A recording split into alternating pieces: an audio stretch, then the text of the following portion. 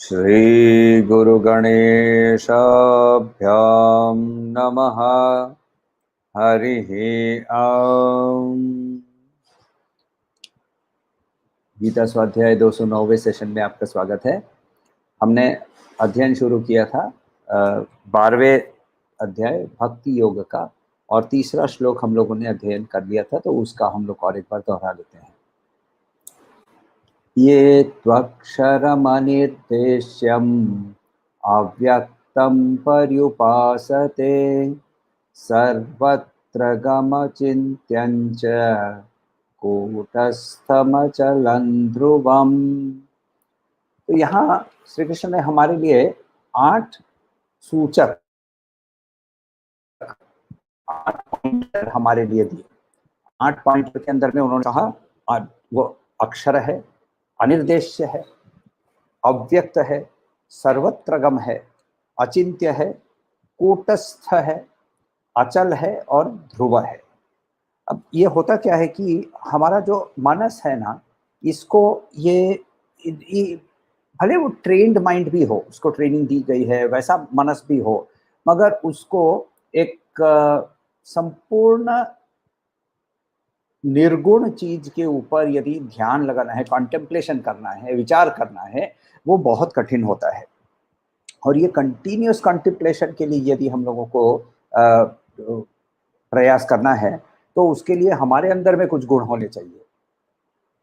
भले वो निर्गुण है, हमारे अंदर में कुछ गुण होने चाहिए, कुछ क्वालिटीज होनी चाहिए। उस क्वालिटीज के बगैर कोई भी तरह की उपासना, सगुण हो या निर्गुण हो, सफल नहीं हो सकती है। ये ऑब्वियस है हम लोगों को। इसके लिए हम लोगों को श्री कृष्ण के वाक्य की जरूरत नहीं पड़ती है कि इसके बिना वो हमें ये सीखने के लिए हमें सगुण उपासना हो या निर्गुण उपासना हो, उसके लिए हमें दूसरा कुछ सीखने की हमारे अंदर श्री कृष्ण के पास से सीखने की जरूरत नहीं है। हमें इतना तो समझ में आ ही जाता है कि हमारे अंदर कुछ क्वालिटीज होनी चाहिए, मगर ये क्या क्वालिटीज होनी चाहिए, ये जानने के लिए श्री कृष्ण के पास जाना जरूरी पड़ जाता है। तो श्री कृष्ण यहाँ हमें बोल रहे हैं कि हमारे जब अंदर जो पर्सनैलिटी के अंदर में 3 भाग हैं, शरीर, मनस और बुद्धि, ये तीनों को हमें कैसे एकत्र करना है ताकि हम उपासना में सफल हों।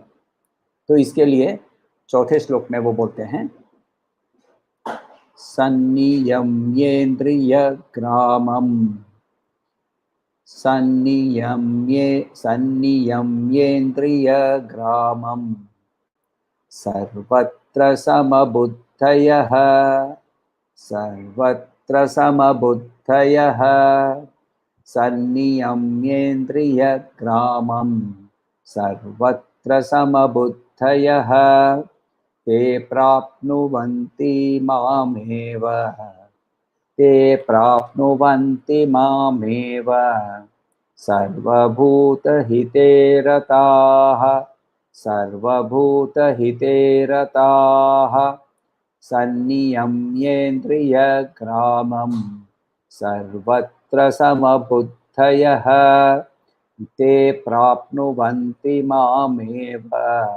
सर्वभूतहिते रताः।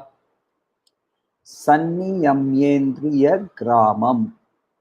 सो यहाँ सन्नियम्य, संयम से हिंदी में जो शब्द है संयम, ये यहाँ से आता है सन्नियम्य।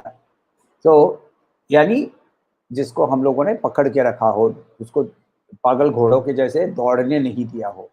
इंद्रिय ग्रामम, ग्राम वर्ड जो है इसका मतलब होता है कलेक्शन। तो हम जब गांव वर्ड जो है वो भी ग्राम वर्ड से आता है, तो ग्राम वर्ड का मतलब होता है कलेक्शन, कलेक्शन ऑफ हाउसेस का मतलब होता है ग्राम। इंद्रिय ग्राम, हमारे पूरे दसों दस इंद्रियों को एकत्र जब होता है तो इंद्रिय ग्राम, संनियम्य इंद्रिय ग्राम, सर्वत्र सब जगह, समबुद्धयः यानी उसके अंदर में समभाव होना, बुद्धि जो है वो समता के साथ रहती है, समभाव, समबुद्धय है, ते वो प्राप्नुवन्ति उनको मिलता है, प्राप्त करते हैं, प्राप्नुवन्ति माम मुझे, एव सर्टेनली, सर्वभूत हिते, सर्वभूत सारे कॉन्शियस बीइंग, सारी दुनिया, सारी सृष्टि की के हित में, रतः वो एंगेज्ड होना। यहाँ श्री कृष्ण कहते हैं, एक्चुअली यदि हम लोग इस श्लोक को देखें तो वो कह रहे हैं कि यदि अपने मन, अपने सेंसेस को हम, अपने इंद्रियों को हम संयम में लाएं, हम समता का भाव रखें और दूसरों के हित का काम करें, तो हम उनको अटेन कर सकते हैं, उनको प्राप्त कर सकते हैं। ये तीनों को हम लोगों को समझना जरूरी है। श्री कृष्ण हमें तीन चीज के बारे में बता रहे हैं। पहला बोल रहे हैं इंद्रियों के ऊपर संयम लाना। जब हम अपने सेंसेस के साथ, इंद्रियों के साथ, ये जो दुनिया जो है, जिसका विषय वस्तु व्यक्ति की जो दुनिया है, जिसके साथ हम यदि इंगेज करते रहते हैं, तब हम हमारी एनर्जी को यूजअप कर लेते हैं। और जैसे ही हमारी एनर्जी यूजअप हो जाती है, तब क्या होता है, हमारे पास परमार्थ के लिए एनर्जी रहती नहीं है। तो इसीलिए हमारे जो अपने अपने आप को हम जब संयम में लेकर आते हैं, तब हमारे पास एनर्जी होती है हमारे परमार्थ के पीछे हमें अग्रसर होने के लिए। उपनिषद भी वही चीज बहुत क्लियरली बोलता है कि प्राणान प्रपीड्येह संयुक्त चेष्ट क्षीणे प्राणे नासिकयोच्च वसीत दुष्टश्वयुक्तमिव वाहमेनं विद्वान् मनो धारयेता प्रमत्तः। वो बोल रहा है कि अपने जो इंद्रिय है उसको एक एफर्ट लगा के अपने बॉडी की जो एक्टिविटीज है इसको रेगुलेट करके हमें अपने श्वास को भी रेगुलेट करना चाहिए। देखिए ये यहाँ बहुत इंटरेस्टिंग चीज है। हम पहली चीज क्या सीखते हैं, हम सीखते नहीं है, पहली चीज क्या करते हैं, सांस लेना। हम लास्ट तक किसको नहीं छोड़ते हैं, सांस लेना। ये जो सांस लेना है ये हमारे प्राण के साथ जुड़ा हुआ है, प्राण शक्ति के साथ जुड़ा हुआ है। ये प्राण के शक्ति के साथ जो जुड़ा हुआ है, मगर इसके अंदर में वेरिएशन हमारे शरीर के माध्यम से या मनस के माध्यम से होते रहते हैं।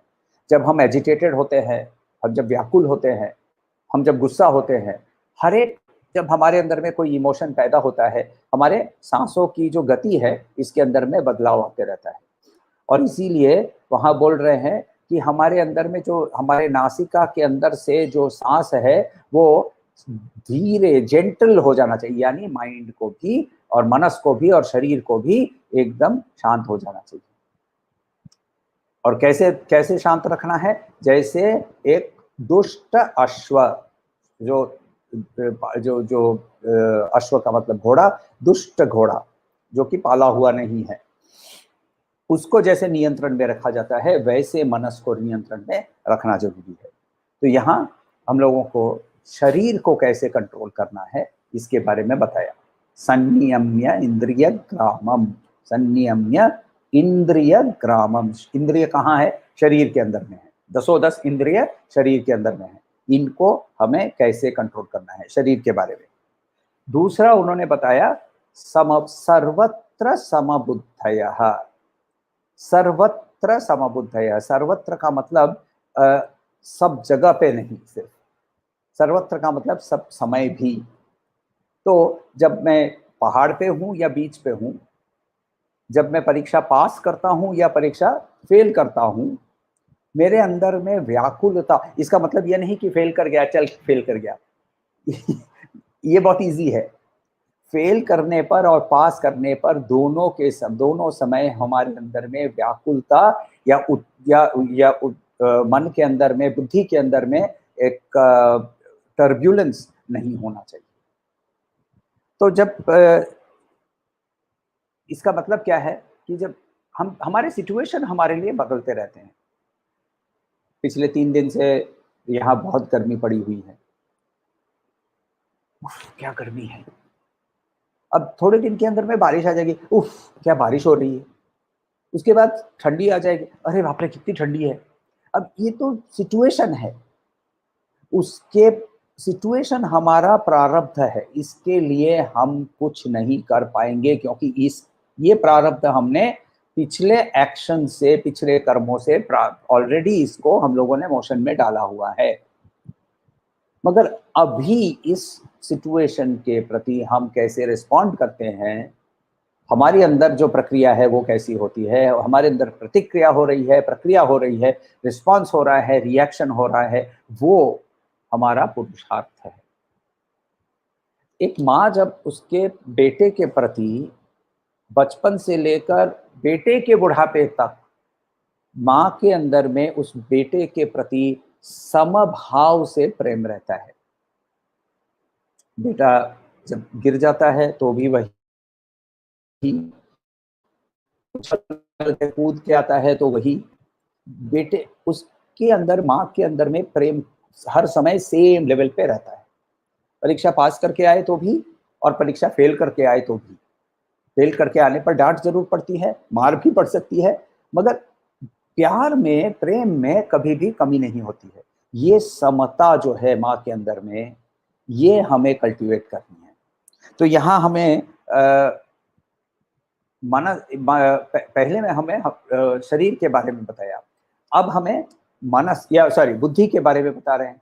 बुद्धि के बारे में विवेक चूड़ामणि के अंदर में भी भगवान शंकराचार्य बोलते हैं कि मोक्ष कांक्षा यदि वे त्वास्ति त्यजाति दूरत विषयान विषयथा पीयूषवत्तोष दया क्षमार्जव प्रशांति दांतिर्भज नित्यमादरात्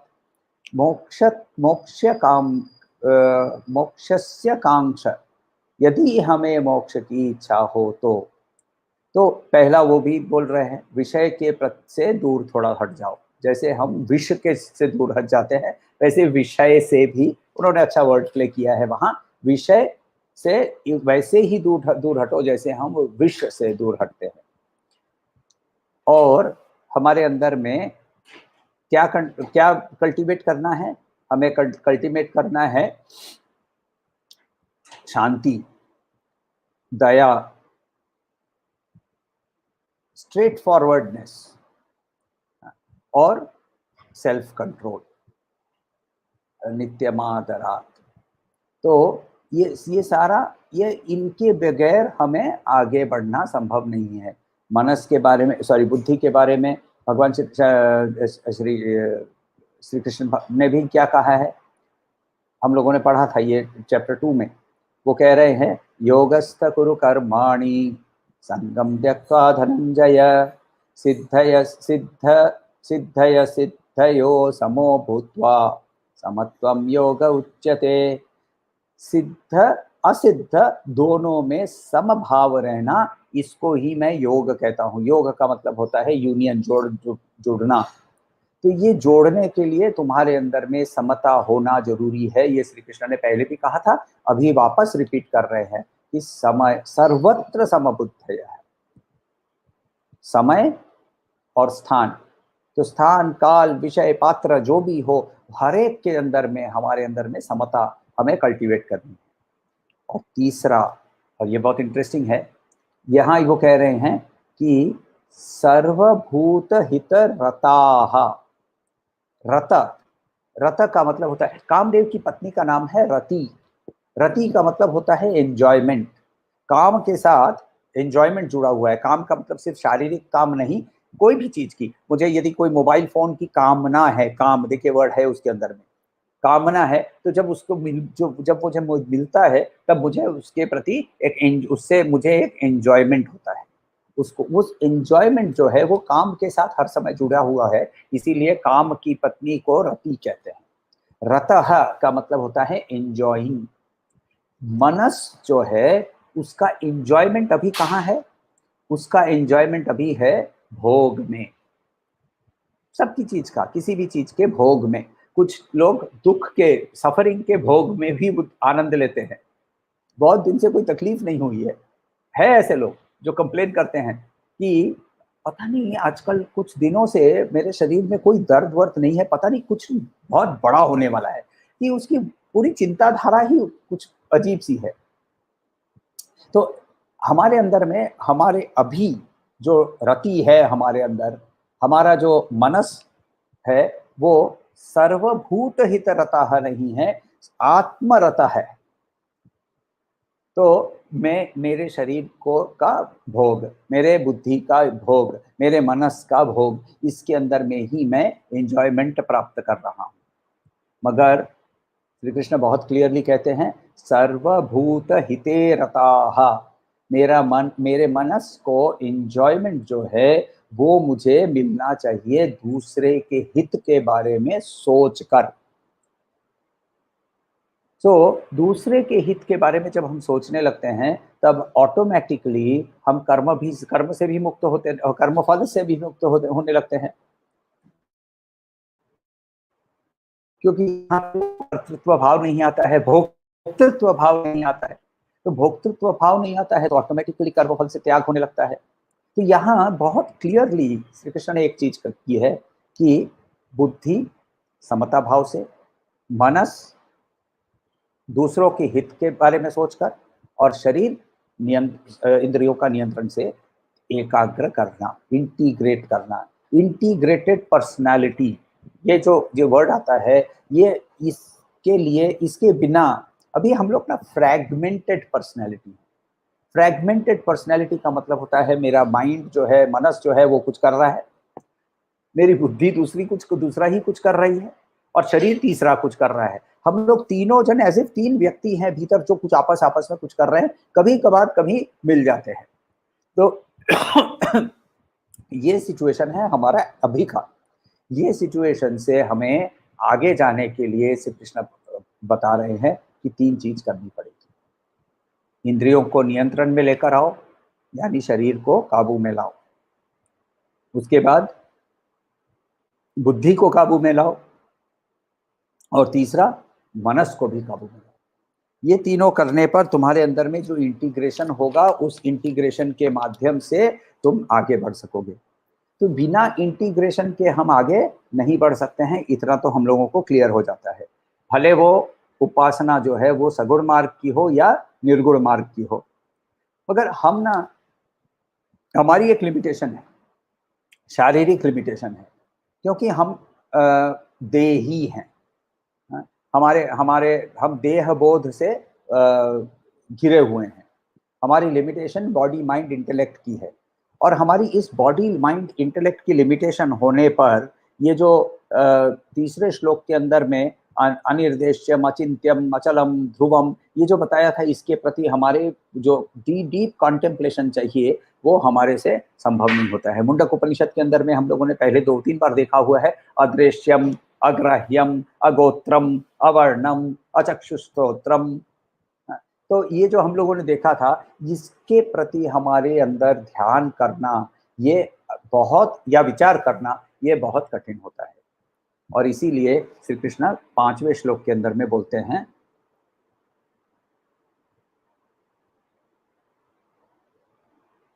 5वां श्लोक ले लीजिए, क्लेशोऽधिकतरस्तेषाम्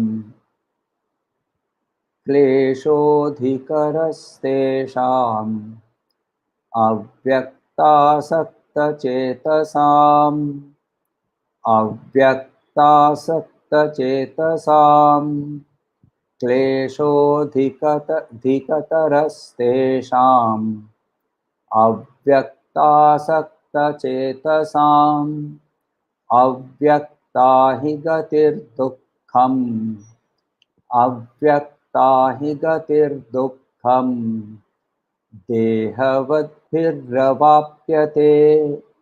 देहवद्भिरवाप्यते अव्यक्ता हि गतिर्दुःखम् देहवद्भिरवाप्यते क्लेशोऽधिकतरस्तेषाम् अव्यक्तासक्तचेतसाम् अव्यक्ता हि गतिर्दुःखम् देहविद्भिर्प्रवाप्यते। क्लेश, क्लेश का मतलब होता है कठिनाइयाँ। कठिनाइयाँ अधिकतरः, अधिक ज़्यादा, तरह यानी उससे भी ज़्यादा, तेषाम उनको, अव्यक्त जो अव्यक्त के प्रति, आसक्त उसके प्रति उनकी आसक्ति, उनकी अटैचमेंट होती है, चेतसाम उनका जिनका मन, अव्यक्ता यानी जो कि अव्यक्त है, ही इंडीड, गति ही पथ, जो पथ है, दुखम बहुत डिफिकल्ट, देहवद्भिः जिसका देह भाव, जिसके अंदर में देह भाव है, उनके अवाप्यते वहां पहुंचना, यानी यहाँ बोल रहे हैं कि जिसका मन जो है वो जो अव्यक्त के प्रति अटैच्ड है, ये उनके लिए ये पथ जो है वो बहुत तकलीफजनक है यदि उसके अंदर में देह भाव है। श्री कृष्ण यहाँ ज्ञान मार्ग को छोटा नहीं कर रहे हैं। यदि ज्ञान मार्ग को छोटा करना था तो फिर वो पहले ही हम लोगों को ज्ञान मार्ग के माध्यम से ही उन्होंने शुरू किया। उन्होंने बताया अनिर्देश्यम, अव्यक्तम, अचलन, ध्रुवम, कूटस्थ इत्यादि इत्यादि, ये सारे 8 सूचक हमें दिए। तो वो सूचक को खुद ही जब दे रहे हैं तो उसको छोटा नहीं कर रहे हैं, वो ये बोल रहे हैं कि यदि हमारे अंदर में देह भाव है, यदि हम देह भाव से घिरे हुए हैं, तो फिर हमें जिसके हमारे बॉडी माइंड इंटेलेक्ट के कंप्लीट कॉन्टेक्स्ट के ही बाहर है, उसको हम इमेजिन ही नहीं कर पाते हैं, हम उसको कंसीव नहीं कर पाते हैं, हम उसको फील नहीं कर पाते हैं, तो फिर उसको हमको हमारे लिए समझना बहुत कठिन है। ये नहीं बोल रहे कि इम्पॉसिबल है, वो बोल रहे हैं कि कठिन है। तो ये जो बहुत श्री कृष्ण बहुत उनकी तरीका बहुत इंटरेस्टिंग है। लाइफ लॉन्ग हम लोगों को बताया गया है, जब बच्चे होते हैं तब माता पिता बोलते हैं, फिर स्कूल जाते हैं तो टीचर्स लोग बोलते हैं, फिर ऑफिस में काम करते हैं तो हमारे बॉसेस बोलते हैं मेरे इंस्ट्रक्शंस को मानो, मेरी बात मानो। ये बार बार हमें सुनने को मिलता है। श्री कृष्ण वैसा नहीं करते। श्री कृष्ण बहुत क्लियरली साइंटिस्ट है, वो सामने हमारे लिए हमारी पॉसिबिलिटीज क्या है वो सामने पूरा रख रहे हैं। गुरुदेव कहते थे कि गुरु को कभी, एक्चुअली फॉर दैट मैटर, अच्छे गुरु को कभी सिंगल आंसर देना ही नहीं चाहिए। सिंगल आंसर तो तब देना चाहिए जबकि शिष्य जो है उसने श्रवण मनन निधिध्यासन करके उसको अनुभूति हुई हो, और वो अनुभूति की वेरिफिकेशन, वैलिडेशन करने के लिए गुरु के पास आता है। मगर जब जिज्ञासा के माध्यम से, गुरुजी मैं कौन सा मंत्र का जाप करूं, तो गुरुदेव कहते 50 मंत्र सामने रख दो और उसको बोलो तुमको जो लेना है ले लो। क्योंकि यदि एक पथ डिसाइड किया जाता है तो रिस्पॉन्सिबिलिटी भी हट जाती है। बेटा आता है, बोलता है कि पिताजी बेटे को बोलते हैं कि बेटा शादी करने की टाइम हो गई है, तो बेटा बोलता है आप चुन लीजिए। आजकल नहीं होता है बट फिर भी आप चुन लीजिए। कभी चुनना नहीं चाहिए, क्योंकि जिस दिन चुना तो कभी भी लड़का लड़की के प्रति एडजस्ट नहीं करेगा। क्यों? क्योंकि वो बोलेगा ये तो पिताजी ने चूज की हुई है। तो पिताजी का काम क्या है, 6-7 फोटो सामने रख दो, ये लड़की, ये लड़की, ये लड़की, ये लड़की, इसके बाल लंबे हैं मगर उसने पढ़ाई नहीं की है, इसने बहुत सारी पढ़ाई की है मगर इसके घर पे दूसरा कोई है नहीं, एटसेट्रा एटसेट्रा एटसेट्रा, सारी उसकी प्लसेस माइनसेस सामने करके रख दो। ये हमारी रिस्पॉन्सिबिलिटी होती है टुवर्ड्स आवर चिल्ड्रन। और वैसे ही श्री कृष्ण क्या कर रहे हैं, exactly like a parent, good parent, हमारे सामने ऑप्शंस खोलकर रख रहे हैं। पहली बार में उन्होंने बताया कि यदि तुम्हारी इच्छा, यदि तुम्हारी आसक्ति, तुम्हारी मनस जो है वो यदि अव्यक्त के प्रति है, तो तुमको मैं 8 सूचक दे रहा हूं, उन 8 सूचकों के बारे में विचार करो। मगर ये समझ लो कि यदि तुम देह बोध से घिरे हुए हो, बॉडी माइंड इंटेलेक्ट के आइडेंटिफिकेशन से लिमिटेड हो, तो फिर तुम्हारे लिए वो बहुत कठिन होगा, वो तुम्हारे लिए सहज नहीं होगा। प्रैक्टिकल फील्ड में यदि देखना है ना, ये सेम चीज हम लोगों के लिए एप्लीकेबल है। आप किसी भी यूनिवर्सिटी में चले जाइए, प्योर मैथ्स या प्योर फिलॉसफी, इसके स्टूडेंट्स आपको हाथ के उंगली के ऊपर गिन सकते हैं वैसे मिलेंगे। क्यों? क्योंकि ये प्योरली कॉन्सेप्चुअल सब्जेक्ट्स हैं। इंजीनियरिंग के या मेडिकल के भर भर के स्टूडेंट्स आते हैं। क्यों? सिर्फ नौकरी के लिए नहीं, आजकल लॉ इंजीनियर्स को भी नौकरी नहीं मिल रही है, वहाँ एप्लीकेशन ओरिएंटेशन है, कॉन्सेप्चुअल ओरिएंटेशन नहीं है। वहाँ मुझे सोचना नहीं पड़ता है, मुझे करना पड़ता है। प्योर कॉन्टेम्पलेशन जो देह भाव से है उसके लिए कठिन है। और इसीलिए हम लोगों को क्या है, हमारे जो ऋषि मुनि लोग थे, उन्होंने क्या किया, उन्होंने हाथ पैर में गेज कर चलो पूजा कर। पूजा में क्या होता है? पूजा में मेरे हाथों से मैं घंटी बजा रहा हूँ, दीपक जला रहा हूँ, फूल चढ़ा रहा हूँ। मनस मेरा जो है वो ओम अच्युताय नमः, ओम अनंताय नमः, ओम गोविंदाय नमः, ओम केशवाय नमः, ये कर रहा है। तो ये सारा माइंड बॉडी इंटेलेक्ट को एंगेज करके आगे बढ़ाने के, जिसके बॉडी माइंड इंटेलेक्ट की आइडेंटिफिकेशन है, उसके लिए बता रहे। तो सनातन धर्म जो है वो एक बहुत बड़ा एक्सपेरिमेंटेशन है। सनातन धर्म कहता है, सनातन धर्म कभी भी नहीं कहता है कि ये करो। सनातन धर्म एक एक्सपेरिमेंट है जिसके अंदर में बोलता है कि सबसे बड़ा एक्सपेरिमेंट ये है कि आप अपने आप को पहचानने की कोशिश करें।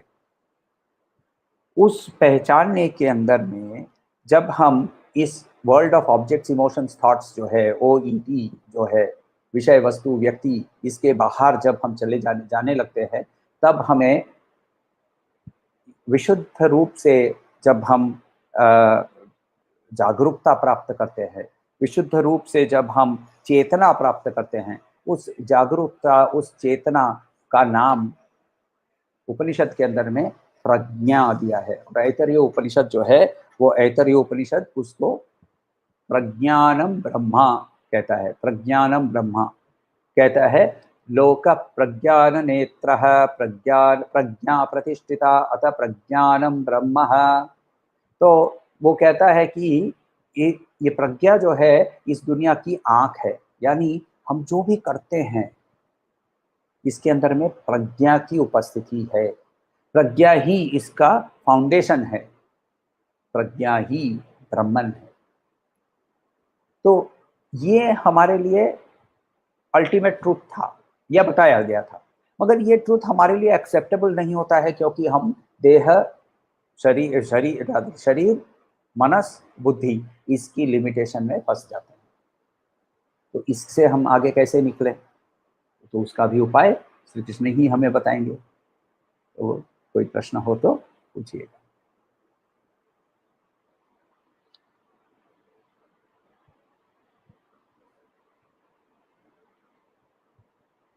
I got hijacked by terrorists or I got stuck in any natural disaster and I gave my life to save any other, then will I get स्वर्ग? बहुत ओके।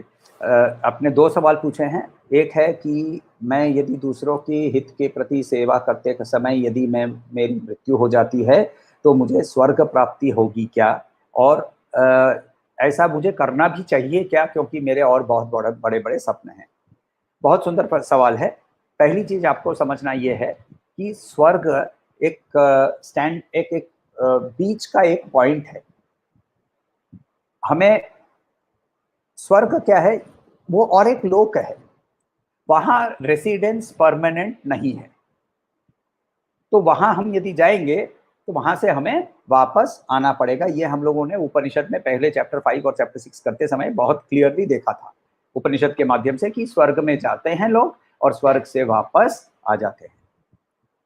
भगवत गीता के अंदर में भी चैप्टर 7 के अंदर में बहुत क्लियरली बताया गया है कि स्वर्ग एक इंटरमीडियरी बस स्टॉप है, फाइनल डेस्टिनेशन नहीं है। हमें क्यों वापस आना पड़ता है? हमारी वासनाओं के कारण।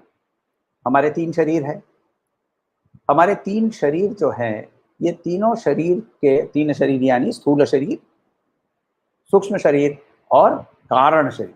कारण शरीर का मतलब होता है किस कारण मैं वापस आता हूँ, मेरे वासनाओं के कारण। यदि मेरे दिमाग में रसगुल्ला घूम रहा है तो रसगुल्ला खाने की के वासना को तृप्त करने के लिए मुझे वापस आना ही पड़ेगा। मगर वापस आने के बाद मेरे पास चॉइस होता है कि मैं उस वासना को हाँ करूं या उसको नकारूं। ये मेरा पुरुषार्थ है। तो दूसरे के प्रति सेवा करना ये हमारा कर्तव्य है। इसको हम यदि निष्काम रूप से कर सकते हैं तो हमारे लिए कर्म फल से हम मुक्त होते हैं। कर्म फल से मुक्त होने पर हमारे लिए वासनाओं की जो बोझ है, जो हम बैकपैक लेकर घूम रहे हैं, उस बैकपैक से हम मुक्त हो जाते हैं। यदि मेरी अंदर जो डीप ड्रीम्स हैं, बिग बिग ड्रीम्स हैं, ये मेरी बहुत डीप वासनाएं हैं, तो मुझे वापस आना ही पड़ेगा। स्वर्ग प्राप्ति की बात यहाँ नहीं हो रही है, यहाँ मोक्ष प्राप्ति की बात हो रही है, जहाँ की हम ये पुनरपि जननम मरणम पुनरपि जननी जठरे शयनम इह संसारे बहुत उस्तारे कृपया पारे पाहि मुरारे। भगवान शंकराचार्य कहते हैं कि ये बहुत हो गया, ये साइकिल पे से मुझे उतारो, ये ट्रेडमिल है, ये ट्रेडमिल ना तो कहीं जा रहा है, जितना भी मैं दौड़ूं फिर भी कुछ नहीं आगे बढ़ रहा हूं, तो इसमें से मुझे उतारो। इसीलिए कर्म करना जरूरी है और कर्म दूसरे के हित के प्रति करना जरूरी है, मगर इसके अंदर में मेरे लिए कुछ नहीं, मैं दूसरे के लिए ही कर रहा हूँ। ना मेरे लिए इसमें नाम यश पैसा कुछ नहीं। ये यदि हम भावना डेवलप कर सकते हैं, मगर ये भावना ओवरनाइट नहीं होगी। ये भावना डेवलप करने के लिए हम लोग को चैप्टर 2 से शुरू करना पड़ेगा। चैप्टर 2 के अंदर में वो कहते हैं कर्म करो, योग कर्मसु कौशलम। फिर बोल रहे हैं कि कर्म के फल के प्रति आसक्ति त्याग करो। फिर बोल रहे हैं कर्म के फल को ही त्याग करो। फिर बोल रहे हैं कर्म को ही त्याग करो।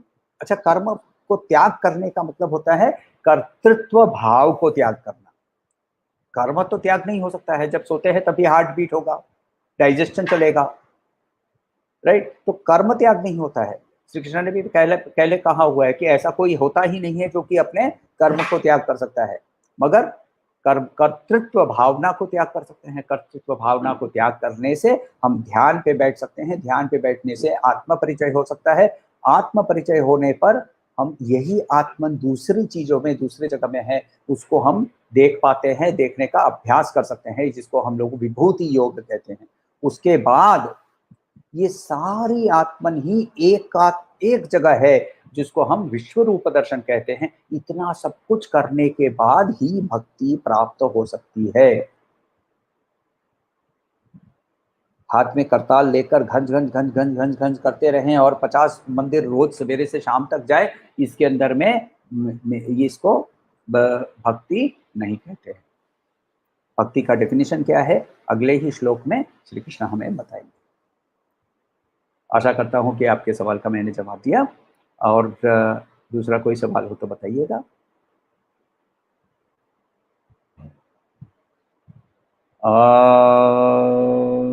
शांति शांति शांति। हरि ओम। श्री गुरुभ्यो नमः। हरि ओम।